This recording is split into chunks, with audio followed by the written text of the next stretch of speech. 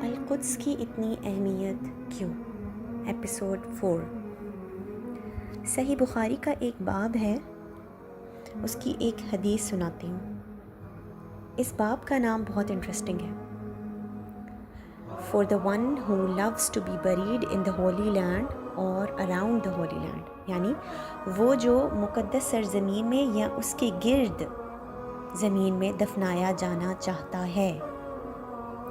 اس نام سے پتہ چلتا ہے کہ یہ فطری بات ہے، اٹ از نیچرل کہ کسی کے لیے بھی وہ یہ چاہے کہ وہ اس مقدس زمین میں فوت ہو۔ اللہ تعالیٰ ہمیں اس مقدس زمین پر جان دینے کی توفیق عطا فرمائے۔ ریممبرنگ دس کہ زمین کسی کو اسپیشل نہیں بناتی یا مقدس نہیں بناتی، مگر وہ زمین ان اٹ سیلف، مسجد اقصیٰ، خود مقدس ہے۔ امام بخاری ذکر کرتے ہیں کہ حضرت موسیٰ علیہ السلام کی آخری خواہش، ابو ہریرہ رضی اللہ عنہ کی حدیث ہے کہ جب موسیٰ علیہ السلام فوت ہونے جا رہے تھے اور ان کو یروشلم میں جانے سے روک دیا گیا تھا، تو انہوں نے اللہ سے دعا کی کہ وہ بیت المقدس کے قریب فوت ہونا چاہتے ہیں۔ سبحان اللہ! کیا آپ جانتے ہیں کہ موسیٰ علیہ السلام کبھی مکہ گئے تھے یا نہیں؟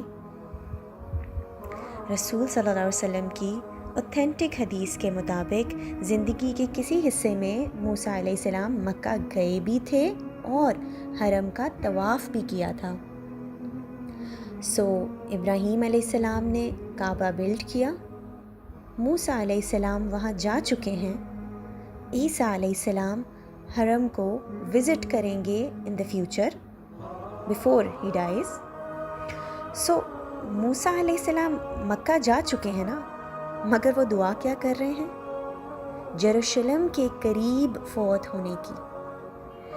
اس کا ذکر بائبل میں بھی آتا ہے ایز ماؤنٹ نیمبو، واللہ عالم، اور اس کا ذکر نبی صلی اللہ علیہ وسلم نے فرمایا تحت کثیب الاحمر، یعنی انڈر دا ریڈ ڈیون، جہاں وہ فوت ہوئے۔ حافظ ابن حجر کہتے ہیں کہ جو ان کی دعا تھی اسٹونز تھرو اوے، کہ بالکل یروشلم کے قریب، اس کا مطلب یہ ہے کہ بالکل یروشلم کی بارڈر کے باہر فوت ہوئے، کہ دشمن کے فوجی بالکل ان کے سامنے ہوں گے اس وقت۔ آپ امیجن کر سکتے ہیں وہ تکلیف جو موسیٰ علیہ السلام نے محسوس کی ہوگی جب انہوں نے 40 سال 40 ایئرس یروشلم کی بارڈر پر گزارے، یہ جانتے ہوئے کہ وہ اس میں داخل نہیں ہو سکتے۔ اس لیے نہیں کہ ان کے پاس کوئی ریسورسز نہیں تھے یا آرمی نہیں تھی، مگر اس لیے کیونکہ موسیٰ علیہ السلام کے اپنے لوگ بزدل اور کاورڈ ہو گئے تھے۔ وہ وہاں فوت ہونے کی دعا مانگتے ہیں۔ آج آپ غزہ میں لوگوں سے بات کریں نا، تو وہ یہ نہیں کہتے کہ دشمن کیا کر رہا ہے، وہ یہ کہتے ہیں کہ ویئر آن دا ارتھ، وہ 2 بلین مسلمان کدھر ہیں، وہ امت رسول اللہ صلی اللہ علیہ وسلم کی کہاں ہے، جبکہ ایک گروپ ان میں سے بے رحمی سے کچلا جا رہا ہے، جینوسائیڈ فیس کر رہا ہے، اور دنیا صرف دیکھ رہی ہے۔ اگر آپ 7 اکتوبر سے پہلے کسی سے ملیں جو غزہ میں رہتا تھا، یہ بہت ہی یوزول بات ہے وہاں پر کہ ایک 70 سال کا آدمی جو اس غزہ میں پیدا ہوا ہو اور اس نے کبھی مسجد اقصیٰ میں نماز ادا نہ کی ہو، کبھی نہیں۔ It's a natural, it's norm for them. Can you imagine کتنی تکلیف دہ یہ بات ہے کہ وہاں رہنا مگر وہاں نماز ادا کرنے کی توفیق نہ حاصل ہونا۔ کیا آپ وہ تکلیف محسوس کر سکتے ہیں؟ 40-50 سال وہاں رہنا اور کبھی نماز نہ ادا کر پانا، وہ تکلیف موسیٰ علیہ السلام کی۔ اس لیے بخاری رحمۃ اللہ علیہ نے اس حدیث کو، اس چیپٹر کو یہ نام دیا، وہ شخص جو یہ خواہش کرتا تھا کہ اسے مسجد اقصیٰ کے قریب موت آئے۔ اور وہ وہیں دفنائے جائیں۔ مجھے رسول صلی اللہ علیہ وسلم کی ایک حدیث بہت امیز کرتی ہے، کیونکہ ان سے ایسے لگتا ہے جیسے فلسطین آلریڈی مسلمانوں کے یا تو پاس ہے، اس سے پہلے کہ وہ ایکچولی مسلمانوں کے پاس ہے۔ پھر رسول صلی اللہ علیہ وسلم اس پر قبضے کا ذکر کرتے ہیں، اور پھر لاسٹ جو وکٹری قیامت سے پہلے آنی ہے مسلمانوں کے پاس، اس کا ذکر کرتے ہیں۔ اب میں آپ سے ایک اور حدیث شیئر کرنا چاہتی ہوں، جو آپ نے شاید سنی بھی ہو مگر اس کا کانٹیکسٹ آپ کو پتہ نہ ہو۔ عوف بن مالک رضی اللہ عنہ کہتے ہیں کہ میں غزوہ تبوک میں رسول صلی اللہ علیہ وسلم کے پاس آیا اور ان کے ٹینٹ میں داخل ہوا، اور اس ٹینٹ کے بارے میں بتاتے ہیں کہ وہ مٹی سے آلودہ، ڈارک اینڈ ڈسٹی۔ اس کا مطلب کیا ہے کہ جنگ کے میدان کے بیچوں بیچ موجود تھا ان کا ٹینٹ، رسول صلی اللہ علیہ وسلم کا۔ یوزولی اس طرح کے حالات میں آپ کسی اور چیز کے بارے میں نہیں سوچتے ایکسیپٹ کہ جو جنگ ہونے جا رہی ہے، اور وہاں رسول صلی اللہ علیہ وسلم ہم سے کہتے ہیں، خود کو وہاں امیجن کریں آپ کہ عوف بن مالک ان کے ٹینٹ میں داخل ہوتے ہیں اور رسول صلی اللہ علیہ وسلم ان سے کہتے ہیں، اعدو ستتن بین یدی الساعہ، یہ 6 چیزیں قیامت سے پہلے ہو کر رہیں گی۔ قال صلی اللہ علیہ وسلم، موتی، میری موت۔